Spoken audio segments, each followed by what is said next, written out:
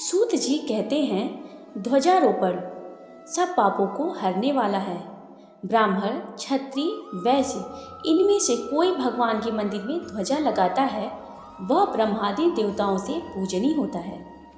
गंगा जी का स्नान, तुलसी पूजन, शिव का पूजन यह सब ध्वजारोहण के बराबर है। नित्य नियम करके विष्णु का पूजन करें। दो स्तंभदाता और विधाता का पूजन करें। हल्दी, चंदन, अक्षत से 20 हाथ भूमि लीप कर अग्नि स्थापित करें। घी, खीर से 108 आहुति देवें। ध्वजा को भगवान के मंदिर में ले जावें। स्तंभ युक्त ध्वजा विष्णु जी के मंदिर के द्वार के शिखर में बांधें। चंदन, अक्षत, पुष्प, धूप, दीप से विष्णु का पूजन करें। भगवान की स्तुति करें। हे चैतन्य रूप विष्णु, आप प्रसन्न होइए। आप सारे जगत में व्यापक हो।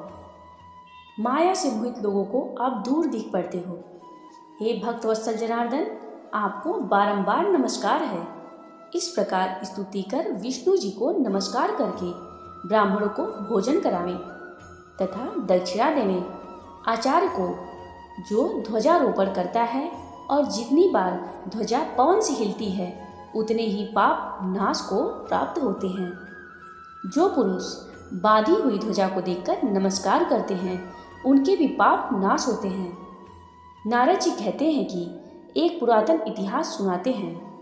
पूर्व काल में सतयुग में सुमति नाम वाला एक चंद्रवंशी राजा था। वह भगवान का भक्त, हरि की कथा सुनने वाला, अहंकार रहित, सप्तद्वीप का राजा और सत्यवती नाम की उसकी बड़ी पतिव्रता स्त्री थी। दोनों ने ही अनेक तालाब, कुएं और बावड़ी बनवाए।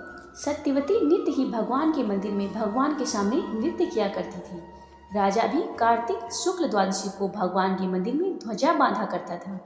एक समय राजा और रानी को देखने के लिए विभांडक ऋषि आए। मुनि का आगमन सुन राजा और रानी ने उनका बड़ा सत्कार किया।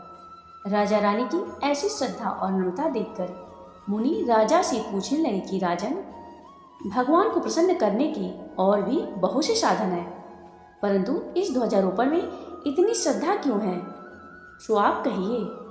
राजा कहने लगा कि हे महात्मन, यह बड़ा आश्चर्ययुक्त इतिहास है, सो सुनिए।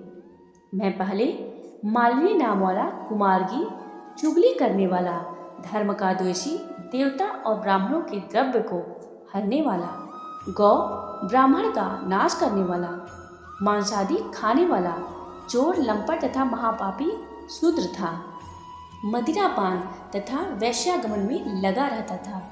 हमारे ऐसे कर्म देखकर भाई बांधवों ने हमको त्याग दिया। मैं वन में जाकर एक टूटे हुए विष्णु जी के मंदिर में रहने लगा और वन में मैं जंगली जंतुओं को मारकर अपना निर्वाह करने लगा।